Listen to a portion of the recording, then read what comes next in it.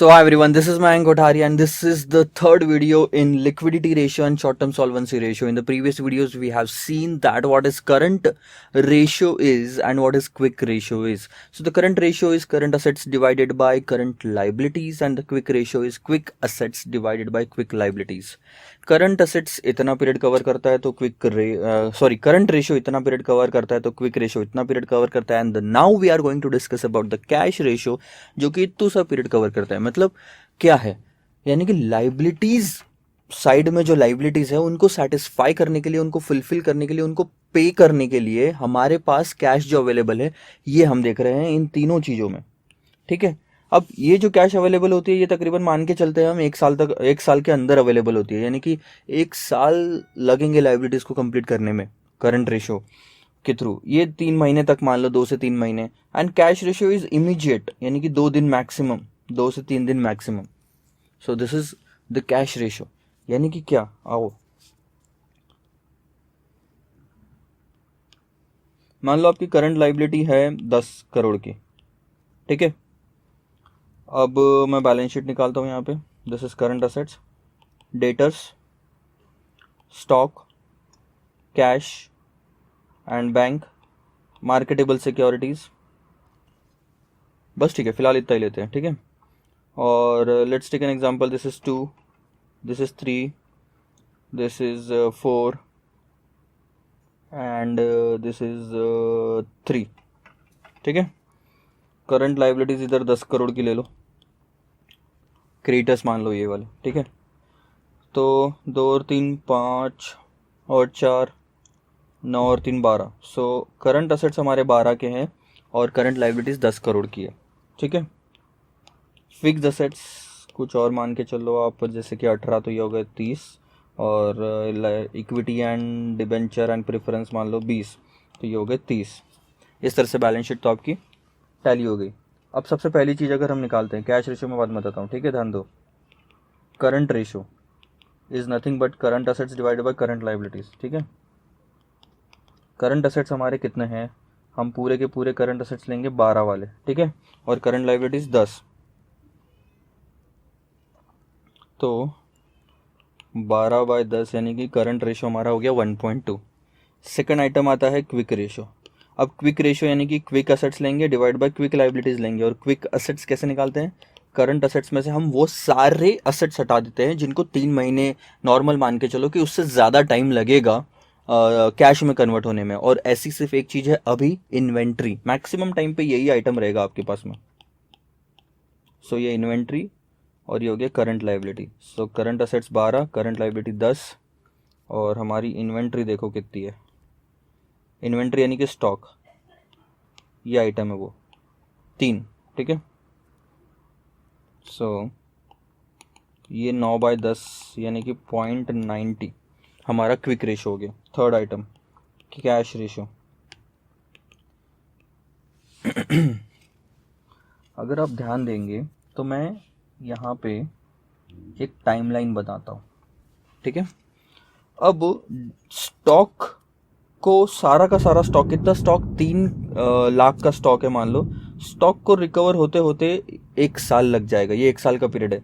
Debtors यहाँ तक recover होंगे 3 महीने में। ठीक है, कैश एंड बैंक तो रेडीली अवेलेबल है हमारे पास में, आज भी हम निकाल सकते हैं पूरा। और मार्केटेबल सिक्योरिटीज भी यहीं की बात है। मार्केटेबल सिक्योरिटीज यानी कि इक्विटी शेयर्स अगर आपने खरीद के रखे तो उसको आज अगर आप सेल का ऑर्डर डालो 2 दिन में आपको सारा पैसा वापस आ जाएगा मार्केटेबल सिक्योरिटीज का। तो ये टाइम फ्रेम है। ठीक है, अब जब आप करंट रेशियो निकालते हो तो ये सारे असेट्स लेते हो क्योंकि आपके पास में 1 साल का टाइम होता है। क्विक रेशियो में आपको क्विक असेट्स चाहिए होते हैं कि कितना टाइम, कितने कम टाइम में हमारे कैश में कन्वर्ट हो जाएगा। तो देखो ये 3 महीना कम टाइम हो गया, क्विक टाइम है। इसमें कितनी चीजें कवर हो रही है, कैश, बैंक, मार्केटेबल सिक्योरिटीज और डेटर्स। इसीलिए हम स्टॉक को हटा देते हैं क्योंकि स्टॉक को काफी टाइम लगता है कैश में कन्वर्ट होने में।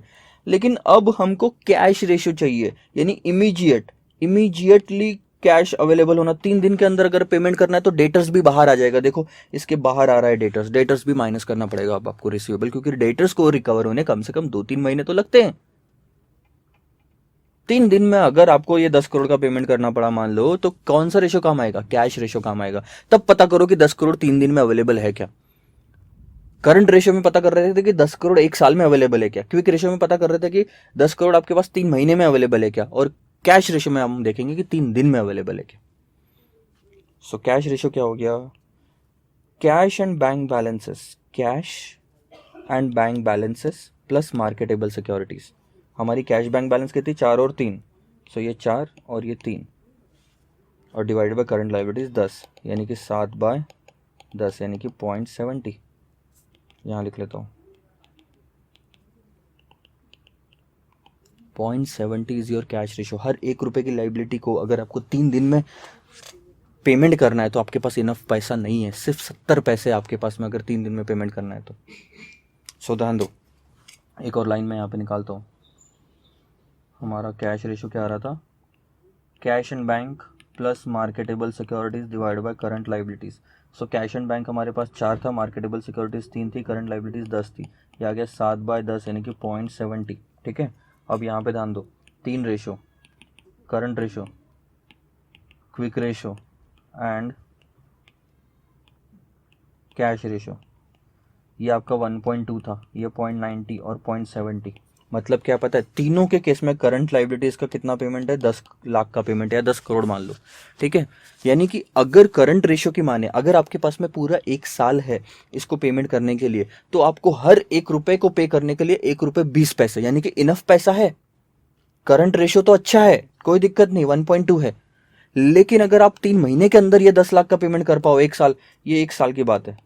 लेकिन यही पेमेंट अगर आपको 3 मंथ्स के अंदर करना है तो आपके पास में इनफ पैसा नहीं है। 1 रुपए के लिए सिर्फ 90 पैसा है आपके पास में, अगर 3 महीने में पेमेंट करने कोई बोल दे तो ये बुरी बात है।